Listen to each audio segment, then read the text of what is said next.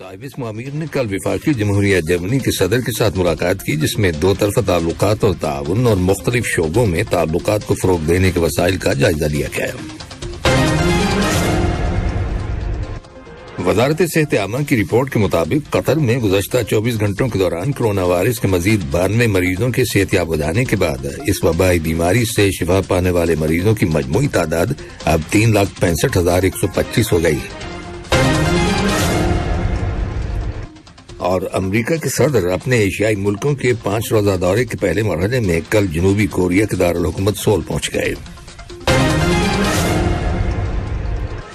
یہ تھیں اہم خبروں کی سرخیاں، اور اب سے چند لمحوں بعد تفصیل سے خبریں نشر کی جائیں گی۔ لیجیے اب آپ تفصیل سے خبریں سنیے۔ صاحب معمیر شیخ تمیم بن حمد آل ثانی نے جمہوریہ کیمرون کے صدر پال بیا کو ان کے ملک کے قومی دن کے موقع پر مبارکباد کا برقی پیغام ارسال کیا ہے۔ نائب امیر شیخ عبداللہ بن حمد آل ثانی نے بھی اس موقع کی مناسبت سے کیمرون کے صدر کے نام مبارکباد کا برقی پیغام روانہ کیا ہے۔ اسی طرح وزیر اعظم اور وزیر داخلہ شیخ خالد بن خلیفہ بن عبدالعزیز آل ثانی نے جمہوریہ کیمرون کے وزیر اعظم جوزف گوئٹے کو ان کے ملک کے قومی دن کے موقع پر مبارکباد کا برقی پیغام ارسال کیا ہے۔ صاحب معمیر شیخ تمیم بن حمد آل ثانی نے کل صبح وفاقی جمہوریہ جرمنی کے صدر ڈاکٹر فرینک والٹر اسٹینمیئر سے دارالحکومت برلن کے صدارتی محل میں ملاقات کی، جس میں دونوں ممالک کے تعلقات اور تعاون اور مختلف شعبوں میں ان تعلقات کو فروغ دینے کے وسائل کا جائزہ لیا گیا۔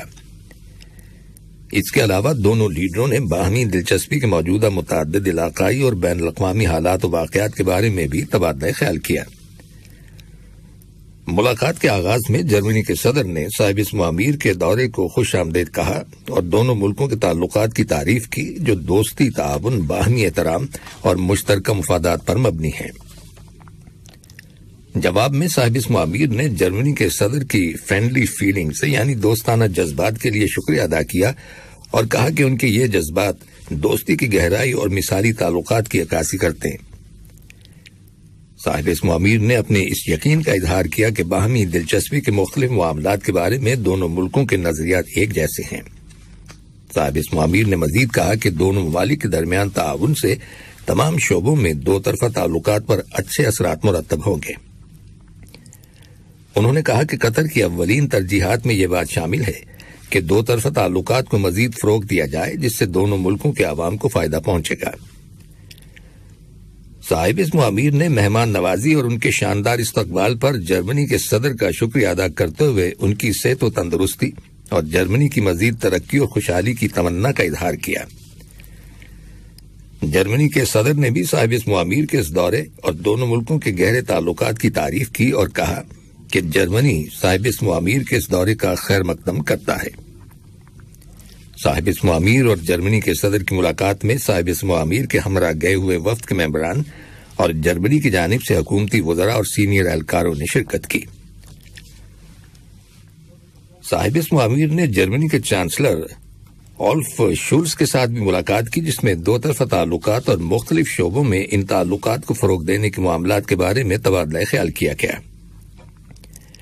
بعد میں صاحب معمیر نے جرمن چانسلر کے ہمراہ ایک مشترکہ پریس کانفرنس سے خطاب کیا۔ اس موقع پر صاحب معمیر نے کہا کہ قطر اور جرمنی کے درمیان تمام شعبوں میں خصوصی اسٹریٹجک تعلقات قائم ہیں۔ انہوں نے کہا کہ ملاقات میں رواں سال 2022 کے آخر میں ہونے والے فیفا ورلڈ کپ کی تیاریوں کے بارے میں بھی تبادلہ خیال کیا گیا۔ جرمن چانسلر نے پریس کانفرنس سے خطاب کرتے ہوئے کہا کہ جرمنی کے قطر کے ساتھ منفرد تعلقات قائم ہیں اور انہیں بتدریج فروغ حاصل ہو رہا ہے۔ صاحب معمیر شیخ تمیم بن حمد آل ثانی اپنے یورپی ممالک کے حالیہ دورے کے تیسرے مرحلے میں کل صبح برلن پہنچے تھے۔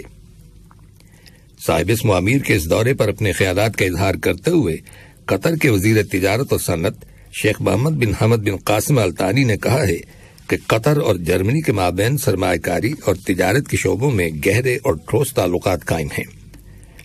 انہوں نے بتایا کہ قطر اور جرمنی کے درمیان تجارتی لین دین کا حجم 79% ہے۔ گزشتہ سال کے دوران دونوں ملکوں کے درمیان تقریباً $3 بلین کا لین دین ہوا۔ صاحب اسم امیر شیخ تمیم بن حمد آل ثانی وفاقی جمہوریہ جرمنی کا ورکنگ وزٹ مکمل کرنے کے بعد برلن سے روانہ ہو گئے ہیں۔ کل قطر اور جرمنی نے انرجی کے شعبے میں پارٹنرشپ یعنی شراکت داری کو مضبوط بنانے کے لیے ایک اعلامیے پر دستخط کیے، جس کے تحت ہائیڈروجن اور مائع قدرتی گیس LNG کی تجارت پر توجہ دی جائے گی۔ واضح ہے کہ یوکرین میں روس کی فوجی مداخلت کے بعد یورپ کی سب سے بڑی معیشت جرمنی کو LNG کی زیادہ مقدار میں متبادل سپلائی کی ضرورت ہے، جسے قطر پورا کرے گا۔ وزارت صحت عامہ کی رپورٹ کے مطابق ملک کے اندر گزشتہ 24 گھنٹوں کے دوران کرونا وائرس کے 127 نئے کیسز رجسٹر کیے گئے ہیں، جن میں سے 103 کا تعلق لوکل کمیونٹی سے ہے، جبکہ 24 کیسز کا تعلق ٹریولر سے ہے۔ اسی دوران وزارت صحت عامہ نے کرونا وائرس کے مزید 92 مریضوں کے صحت یاب ہو جانے کی تصدیق کی ہے، جس کے بعد اس وبائی بیماری سے شفا پانے والے مریضوں کی مجموعی تعداد اب 3,65,125 ہو گئی ہے۔ دوحہ میں پاکستانی حکام اور بین الاقوامی مالیاتی فنڈ IMF کے اہلکاروں کے درمیان مذاکرات جاری ہیں، جن میں پاکستان کی گرتی ہوئی معیشت کو مستحکم کرنے کے لیے طرفین کے درمیان سن 2019 میں طے پانے والے $6 بلین کے بیل آؤٹ پیکج سے مزید فنڈز جاری کرنے کے بارے میں غور کیا جا رہا ہے۔ یہ مذاکرات 18 مئی کو شروع ہوئے تھے اور 25 مئی تک جاری رہیں گے۔ یہ خبریں ریڈیو قطر سے نشر کی جا رہی ہیں۔ سری لنکا کی حکومت نے کل جمعے کے دن سے ملک بھر میں تمام اسکول اور دیگر تعلیمی ادارے بند کر دیے ہیں۔ گزشتہ کئی دہائیوں کے بعد ملک کو بدترین اقتصادی بحران یا مشکل حالات کی وجہ سے ایندھن کی شدید قلت کا سامنا ہے، اس لیے حکومت نے سرکاری ملازمین سے بھی کہا ہے کہ وہ کام پر نہ آئیں۔ رپورٹس کے مطابق سری لنکا میں پیٹرول اب تقریباً ختم ہو چکا ہے اور حکومت پیٹرول، گیس اور دیگر ضروری اشیاء کی درآمد کے لیے فنڈز حاصل کرنے کی جدوجہد کر رہی ہے۔ کہا جا رہا ہے کہ سری لنکا دیوالیہ ہونے کے قریب ہے۔ معاشی پریشانیوں نے سیاسی افراتفری کو جنم دیا ہے، جس کی وجہ سے حکومت کو اس وقت بڑے پیمانے پر عوامی احتجاج کا سامنا ہے۔ یوکرین کے صدر ولودیمیر زیلنسکی نے کہا ہے کہ ڈونباس پر روس کے نئے حملے نے ملک کے مشرقی علاقے کو تباہ کر کے اسے جہنم میں تبدیل کر دیا ہے۔ انہوں نے کہا کہ روسی فوج دارالحکومت پر قبضہ کرنے میں ناکامی کے بعد اب بڑے پیمانے پر جنگی ہتھیاروں اور توپ خانے کا استعمال کرتے ہوئے ڈونباس کے مزید علاقے پر قبضہ کرنے کی کوشش کر رہی ہے۔ انہوں نے کہا کہ یہ زیادہ سے زیادہ شہریوں کو قتل کرنے، بڑے پیمانے پر گھروں، سوشل فیسلٹیز یعنی سماجی سہولیات اور کاروباری اداروں کو تباہ کرنے کی دانستہ اور مجرمانہ کوشش ہے۔ انہوں نے روسی فوج کی مداخلت سے یوکرین کے پہنچنے والے نقصان کے لیے روس کو مالی طور پر ذمہ دار ٹھہرایا ہے۔ ادھر معاہدہ شمالی اوقیانوس کی تنظیم نیٹو کے ممبر ممالک کے لیڈروں نے ترکی کے صدر رجب طیب اردوان کو سویڈن اور فن لینڈ کو نیٹو میں شامل کرنے کے بارے میں ترکی کے موقف کو تبدیل کرنے پر قائل کرنے کی کوشش کی ہے۔ یاد رہے کہ رواں ہفتے کے شروع میں صدر رجب طیب اردوان نے ان ممالک کے نیٹو میں شامل کیے جانے کی تجویز کی مخالفت کی تھی۔ یاد رہے کہ ترکی نیٹو کا ممبر ملک ہے۔ امریکہ کے صدر جو بائیڈن اپنے ایشیائی ملکوں کے 5 روزہ دورے کے پہلے مرحلے میں کل جنوبی کوریا کے دارالحکومت سول پہنچ گئے۔ ان کے اس دورے کا مقصد چین کی بڑھتی ہوئی طاقت کے پیش نظر اس خطے کے لیے امریکی انتظامیہ کی سفارتی اور اقتصادی وابستگی کو اجاگر کرنا ہے۔ دوسری جانب اس بات کا اندیشہ ظاہر کیا گیا ہے کہ شمالی کوریا جو بائیڈن کے اس دورے کے دوران ایٹمی تجربہ کر سکتا ہے۔ امریکی صدر جنوبی کوریا کے بعد ٹوکیو روانہ ہوں گے، جو ان کے صدر کا عہدہ سنبھالنے کے بعد جاپان کا پہلا دورہ ہوگا۔ جو بائیڈن جنوبی کوریا اور جاپان کے اپنے اس دورے میں خارجہ پالیسی سے متعلق بہت سے دیگر مسائل سے نمٹنے کی بھی کوشش کریں گے۔ آخر میں اہم خبروں کی سرخیاں ایک بار پھر سن لیجیے۔ صاحب اسم امیر نے جمہوریہ کیمرون کے صدر کو ان کے ملک کے قومی دن کے موقع پر مبارکباد کا برقی پیغام ارسال کیا ہے۔ صاحب اسم امیر نے کل وفاقی جمہوریہ جرمنی کے صدر کے ساتھ ملاقات کی، جس میں دو طرفہ تعلقات اور تعاون اور مختلف شعبوں میں تعلقات کو فروغ دینے کے وسائل کا جائزہ لیا گیا۔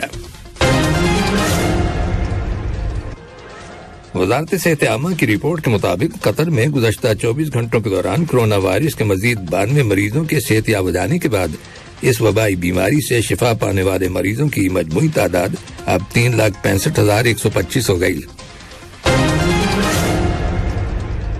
اور امریکہ کے صدر اپنے ایشیائی ملکوں کے 5 روزہ دورے کے پہلے مرحلے میں کل جنوبی کوریا کے دارالحکومت سول پہنچ گئے۔